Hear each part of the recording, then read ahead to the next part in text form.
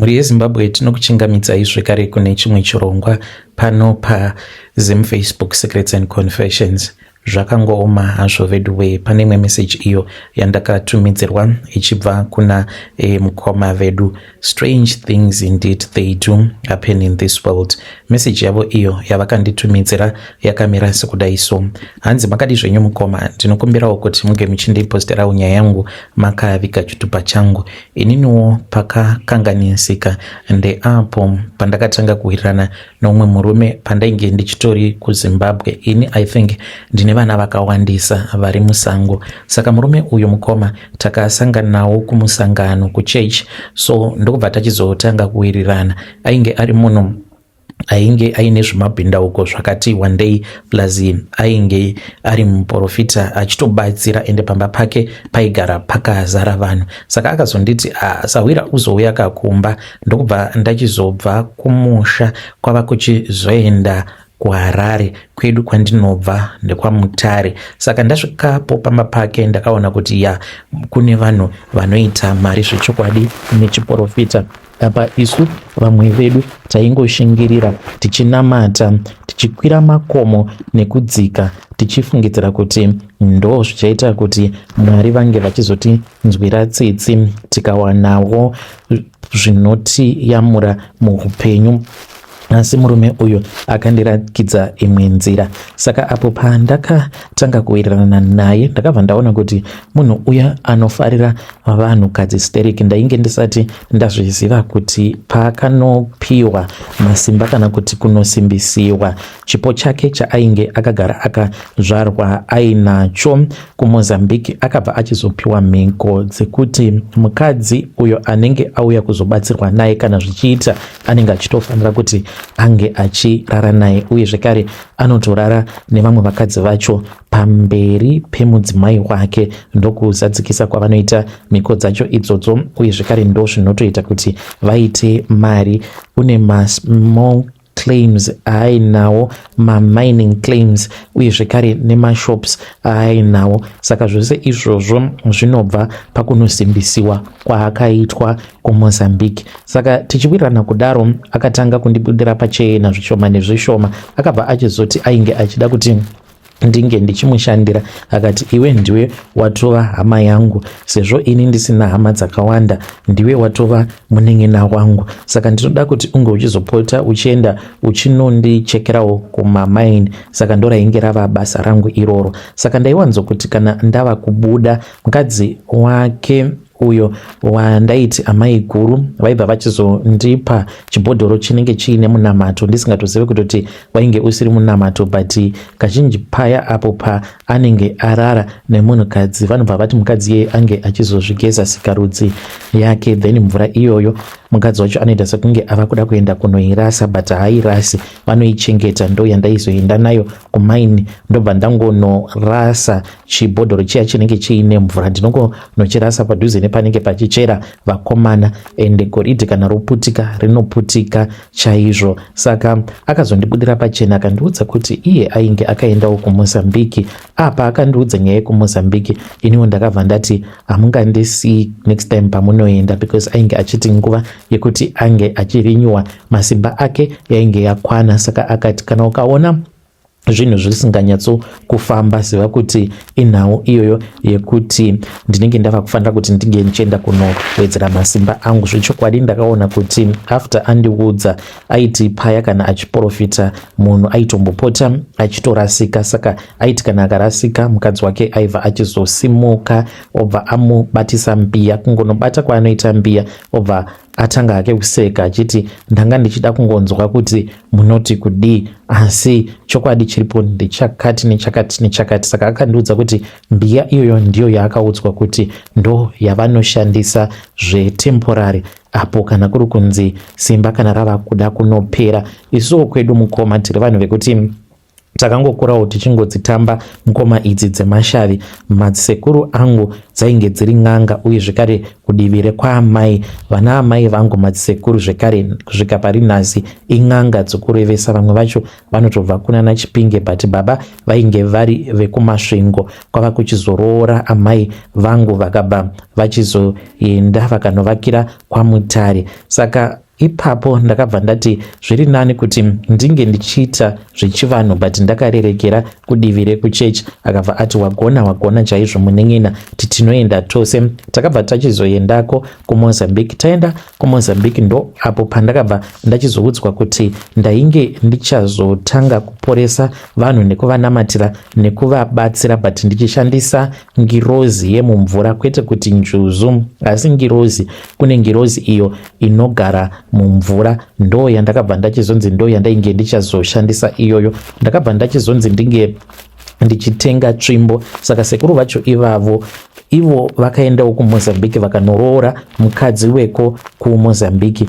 Vatori netsvimbo dzavanenge vainadzo dzavanenge vakagadzira. Munoona dzimwe tsvimbo dziya dzinoshandiswa nana tsikamutanda nedzimwe n'anga dziya dzinofamba dzichibata zvinhu nekubata varoi. Ndiyo tsvimbo yandiinayo iyoyo, asi handiendi nayo kuchechi. Tsvimbo iyi inogara mumba pasi pemubhedha. Kana mudzimai wangu anotozviziva, kana paTikTok zvekare ndiripo ndinobatsira vanhu. Ndinongoti kana ndikatarisa munhu kunyange pafoni ndinotoona vision kuti munhu uyu life yake yakamira sekudai, uye zvekare nzira dzaakafamba nadzo, zvichireva kuti munhu uyu kana akambodai zvinoreva kuti in the future achazodai. Ndinokwanisa kusaratidzwa zvinhu zvinozoitika in the future, but nekuziva nekuona zvinenge zvakamboita munhu ndinokwanisa kungofungidzira kuti uchazodai. Kana riri basa, kana uri munhu wekuti upenyu hwako hwose unenge wakangoshanda sagarden boy, ndenichitoziva kuti shuviro yako ndeyekuti unge uchizowanawo rimwe basa, woregedza kuramba uchingoshanda chibasa cheugarden boy. Saka vanhu vazhinji vanotondiona sekunge ndiri munhu anooneswa uye zvekare anobatsira kwazvo. Saka tsvimbo iyi basa rayo nderekuti iyo inodaidza vanhu, inokoka chaunga, zvokuti kana ndikada chaizvo kuzviita izvi zvinoitwa nevamwe zvekutanga mapeji avo vachibatsira vanhu, ndinowana mamwe maviews ekuti ndinoita mari kudarika vanhu vose vanogadzira content dzavo, because chandinenge ndaiudza tsvimbo yacho iyoyo ndo zvinobva zvazoitika. Saka ndiri kunonzi kuDeep Sleuth. Mari tinoita, nditori neimwe imba yandakabva mukutenga, asi miko dzacho ndedzekuti handifaniri kuti ndige ndichizviratidzira kuvanhu kuti ndine mari. Kunyange muno muJoni titori neimba full house iyo yatinoloja, ndo kunogara vana, uye zvekare vana vedu vose vanodzidza kumaprivate school. Vazhinji vavakidzani vedu havatozvizivi kuti titori neimba muno muJoburg, uye zvekare vana vedu vanotoenda kuprivate school, kuchikoro kunotodzidza varungu, vanotodzidza nevarungu, vava kutogona Afrikaans. Saka vatinogara navo muDeep Sleuth hamane shamwari vanongofungidzirawo kuti zvimwe kuda tiri kungoshingirirawo mukurarama tichingotambudzika, but titori nemari dzedu. Ndo zvatakaudzwa izvozvo, ndo mhiko dzangu idzo dzandinofanira kuti ndinge ndichitevedzera. Saka apo pandainge ndichiri kuMozambique, mhiko dzandakaitiswa mukoma, iniwo handimuzivi mwana uyu nekuti akaurayirwepi handizivi, asi ndangouyawo kungoreururawo zvinhu zvandakaitiswa. Saka ipapo ndakanzi kana ndichida kuti ndige ndichimutsa ngirozi iyi yemumvura, nekuti haingomuki kungomuka nekuda kwekuti wati uri kuda kurapa uchishandisa ngirozi yemumvura, une mhiko dzaunofanira kuti unge uchizoita. Saka ndakanzi ndinofanira kuti ndige ndichiita zvevindi ndisati ndaenda kutonorara kumakuva. Ndakanzi ndinofanira kuti ndinge ndichitora gumbo, painge paine gumbo rekamwana kairakidza kuti kakaurawa kachiri kamwana kachecha. Ndidzive kuti kakazvarwa kakafa here kana kuti mwana akatoita zvekutopondewa, asi ndakapiwa gumbo. Ndikabva ndanzi ndaifanira kuti ndinge ndichizocheka zvigunwe zvake after that ndobva ndachizoisa zvigunwe zvacho mune imwe mbiya iyoyo ndikanzi ndaifanira kuti ndinge ndichizonyora zita rangu pane kapepa. Ndanyora zita ndikabva ndachizosunga nemucheka mutsvuku uye zvekare ndikabva ndachizonzi ndinge ndichigadzira tsvimbo, but kari katsvimbo kadiki diki ndakashandisa tsanga kugadzira katsvimbo ikako. Ndokubva ndachizoisa mbiya muya, ndakaperekedzwa neshamwari yangu, takanzi tinge tichitsvaka gomo rinenge riine ninga tobva tachizonosiya tsvimbo iyoyo. So we drove iye, sezvo ari munhu anoziva nzvimbo iyoyo, akabva achizonditi kune kwatainge tichifanira kuti tinge tichizoenda. Tasvikako ndo pandakaona kuti ya kuMozambique havaiti zvekutamba. Muninga imomo matakapinda mukoma maiva nehari, machira, mazita evanhu, mamwe masaini mandaitoona kuti uyu munhu akanyora apa uyu muSouth African, uyu akanyora apa muZimbabwean, uyu akanyora apa ndewe kunyika kwakati. Mukoma nashi machira, mari dzainge dzakasungwa. Iniwo ndakangonzi ndinge ndichiisawo mbiya yangu pasi, ndikabva ndangoisawo mbiya yangu padhuze neimwe hari. Saka ndakati ndichipfugama kwava kunogadzika mbiya iya pasi ndichinotarisa muhari muya, mukoma nashi ndakaona muine makonye uye zvekare mainge muine vanhu vakawanda. Vakati kwandiri, ko uri kutitarisirei? Asi vakataura neni nechiZulu.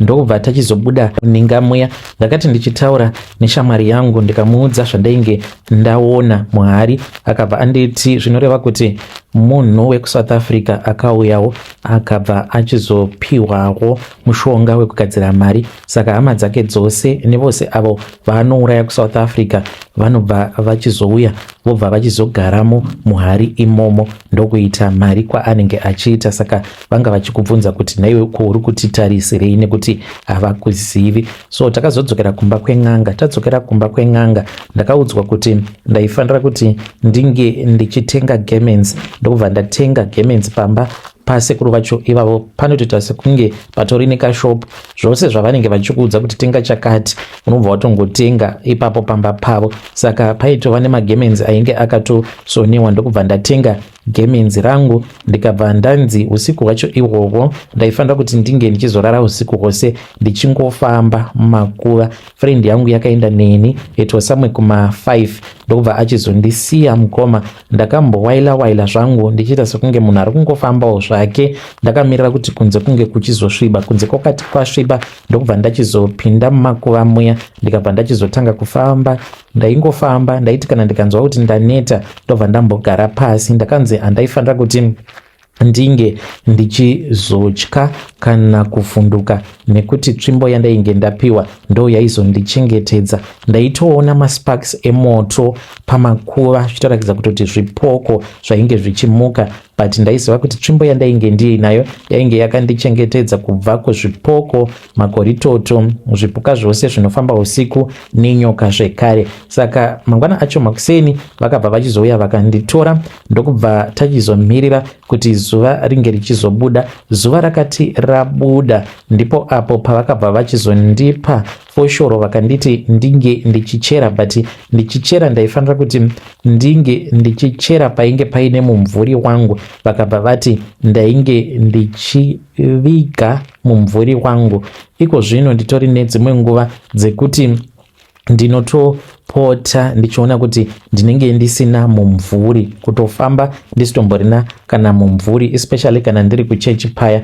Mumvuri wangu ndinenge ndisingatouoni. Usiku hwacho ihwoyo ndakazorara ndakagara ndakatsiga hari, asi hari iyi yainge yakazara nenhunzi. Hari iyoyo yainge isina chayainge iinacho mukati chekuti tingati nhunzi dzainge dzichiteverera hari iyoyo, but maiva nenhunzi dzainge dzakawanda zvekuti hari iyoyo yakarara usiku hwose ichindiremera. Ndakanzi ndaifanira kuti ndige ndichirara usiku hwose ndakaitsiga mumusoro mangu. Then ndokubva mangwana acho ndachizonzi ndiko kusimbisiwa kwandainge ndaita ikoko. Takabva tachizoenda kumvura kwava kuchizonokumbira kuti ngirozi inge ichibuda mumvura, yakabuda ikapinda mandiri. Ndakazongokaruka mukoma ndatova kumba kweng'anga because payakapinda mandiri ndakabva ndadonha pasi ndichinzwa simba ndichiita sekunge ndiri kubatwa kugwinwa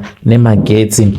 Ndakabva ndachizoenderera mberi nesowe rangu kubva kumusha ndikauya zvekare kuno kuSouth Africa. Saka vazhinji vanhu vainge vava kundiziva semunhu anobatsira. Ndaingoti mulocation roga roga umo mandinenge ndichigara, pamba pandinenge ndichigara panongogara pakazara vanhu. Kudzamara ndazouya kuno kuDeep Sleuth ndinongoita izvozvo zvekubatsira vanhu. Havatozvizivi kuti kubatsira kwandinoita eni ndine tsvimbo yangu iyo yandiinayo inondikokera vanhu, ende chinongondirwadzawo hangu ndechekuti handitendedzwi kuti ndinge ndichirakidza vanhu kuti ndine mari. Nditoriwo neToyota GD6 yandakatenga, asi motikari iyoyo mukoma kuti ndinge ndichitofamba nayo madiro handitotendedzwi. Zvinhu zvinondirwadza kuti nemari dzandiinadzo ndinoshandisa makombi. Kana tikaenda kumusha dzimwe nguva of course ndinokwanisa kumboenda nayo, but handikwanise kutoudza vanhu kuti imotikari yangu. Ndinotongoti imotikari yemurungu wangu wandinoshandira. Ndinoshanda mukoma Nash even though ndiine mari yakawanda zvekuti ndinokwanisa kutoemploya vanhu vakawanda chaizvo, but miko hanzi hatifaniri kuti tinge tichirakidza vanhu kuti tine mari. Mudzimai wangu akazvigamuchira hake iye zviri nani because anombopota achienda achinogara kumba kwedu uko kwandakuudzai kuti tine imba zvekare yatinogara munomu muJoburg yakakura. Ini ndini tinenge ndingori muDeep Sleuth pano nepapo ndinozomboendawo ikoko.